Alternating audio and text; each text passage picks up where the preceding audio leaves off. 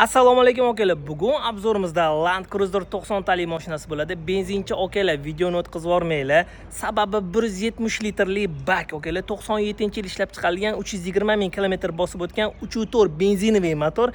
Motori ideal, korobkasi ideal, ходовой ideal. Ходовойлari yaqinda qilib qo'yilgan. Korobkasi mexanika korobka, mashinamizda polniy full komplektatsiyada, ya'ni lyuklargacha bor.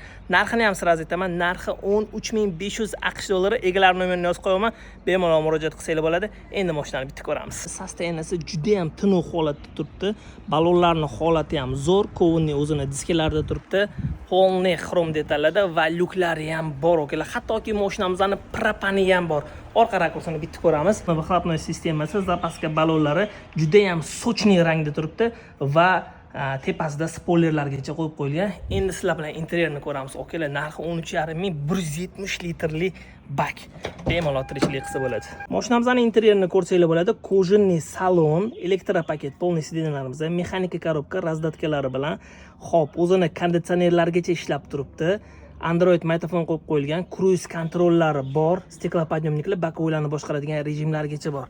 Okalar, Toyota'ni bilasizlar, o'lmaydigan mashina. Narxi atigi 13500 AQSh dollari. Toyota Land Cruiser 90 talik 170 litrli bak. Bosib yuboradigan joyi tiniq holatda.